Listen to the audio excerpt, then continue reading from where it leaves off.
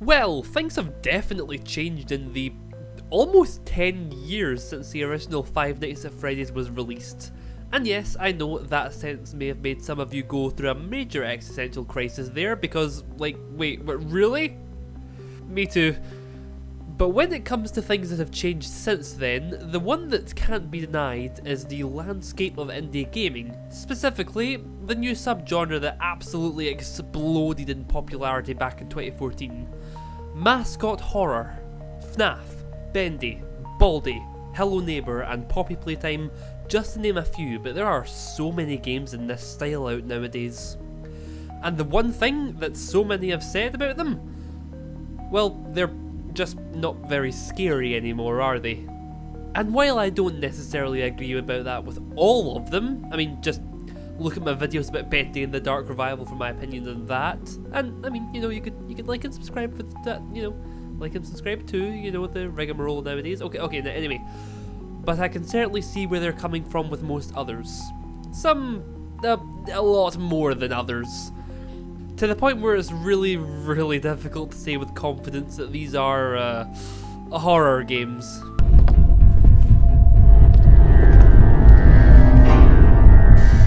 Sadly, it is what happens when you're trying to market towards children, even make them your primary demographic. And it's a trend that's even taken a hold of the mighty Five Nights at Freddy's itself, leading us right into the topic of this video, security breach. I don't mean to rag on this game so much, I really don't. It has good stuff in it. Sure, the story is both dumbed down and incomprehensible, the game itself is a hot, glitchy mess, and some of the primary design choices are just so— no, okay, I need to stop, it's just so easy to rag on what's wrong here. But you'll likely have heard these complaints a million times. It's not exactly a hidden franchise, especially here on YouTube. So what can I bring to the table? Well, I'm going to do my best to explain just why one of those parts that works as well as it does. And if you've read the title, it's not much of a mystery. Let's talk about the Endoskeleton section of Five Nights at Freddy's security breach, what I believe to be the singular scary part of the game. Let's go! First of all, let's cover the basics. Like, what am I even talking about?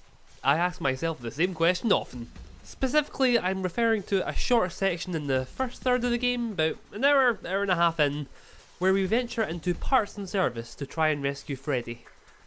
It's not important at all to the story of Security Breach, and you can cut it from the game without losing anything at all. Which is a shame, because despite it only being a small section, it's easily one of the most memorable parts of your playthrough. But why is that? Well, let's start with the obvious, shall we? The endoskeletons themselves. Just purely in terms of design, they're a major breakaway from the rest of the enemies you've encountered so far. The staff bots, Monty, Roxy, Chica, the daycare attendant are all very, well, kid-friendly, not to mention Freddy himself. By this point, none of the bots are broken, and aside from that, the only enemy in the game that looks somewhat scary is, like, the Blob. I'm not counting Burn Trap because we never actually encounter him, man doesn't even have a jump scare, no. So seeing these harsh mechanical beasts with exposed wiring and dull grey skin is a great change of pace. I don't think they're my favourite endo design of the series, especially with those dog mouths. I mean, come on, that is scary.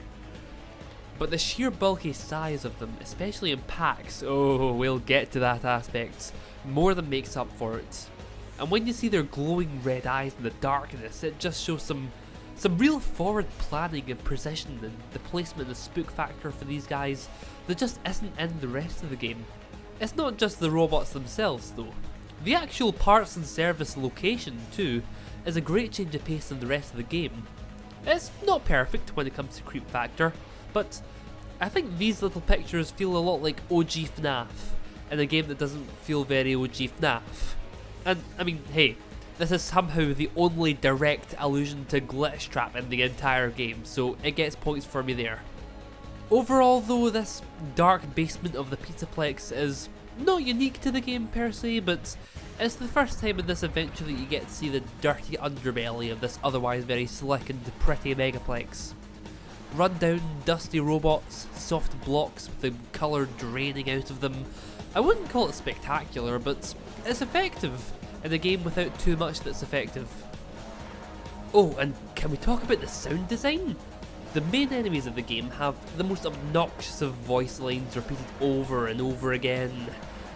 It's not scary to start off with, and by the time you reach the ending of the game, you're just wanting to scream at them to shut up. But these are quiet. Not silent, quiet, there's a difference. They barely make any sounds, but they make just enough that, when combined with their Weeping Angel SCP-173 type mechanics, make it legitimately pretty creepy whenever you turn your back and all you can make out is distant mechanical twisting and grinding, and you know they're making their way towards you. The music too, due to its setting, the vast majority of the soundtrack doesn't give off too much of a menacing or horror-filled vibe. Now don't get me wrong, I'm not calling it bad. As a matter of fact, I love the ambience of Security Breach, and a few of the tracks go extremely hard. But I'd be hard pressed to call them scary, you know? The parts and service OST though? Woo! It's got some good stuff. I'm far from an expert in music, and by that I mean I listen to something and think, yep, I like that, and nothing more. But the distant roar, the chilling hums, quiet enough that you can still hear the stomping of the closest endoskeletons out of sight, it works extremely well. You know what? I'll also give credit where credit is due to the whole layout of the portion. You know the actual game design. Taking all these models and sounds and making them into a thing you can play seems kind of important somehow. Oh, on a serious note, I actually rather love what they did with the placement of the endoskeletons in this section. I've said it before about here, but unlike most of the rest of the game, this seems a lot more deliberate and tactical. Take, say, the staff bots, where it feels like they've just been copied and pasted 100 times over throughout most of the Pizzaplex's locations.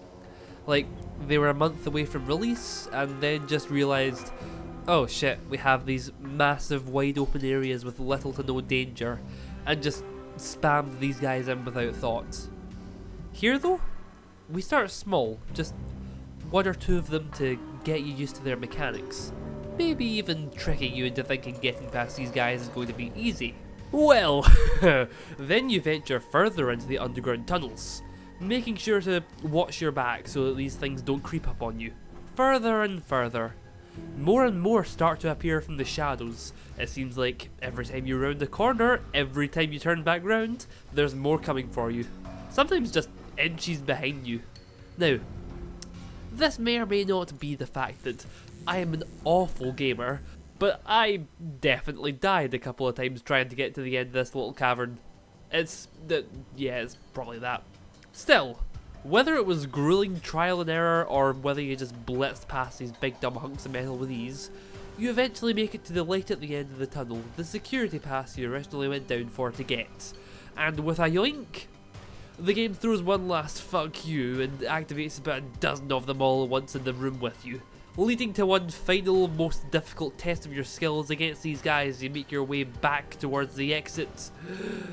Or, if you're very blind and very stupid like me, panic and dash like a madman out of the way you came, somehow survive your way back through all of that by the absolute skin of your teeth, and finally exit that hellhole feeling like you've just run a marathon. And it's all downhill from here. Hi guys! Okay, before anything else, I loved reading your guys' comments last time when I asked you for your opinion. So, what did you like about FNAF Security Breach, and what do you want to see from Ruin? Thanks so much to everyone that's watched. You know, I'm just gonna say it. You know I'm gonna say it. If you could like and subscribe, that would seriously mean so much to me. It's been so amazing watching my channel grow like this the past few months, and that's entirely because of you. You watching this right now. And if you want to see more FNAF or Bendy or whatever kind of videos, please let me know that as well. Until next time, friends.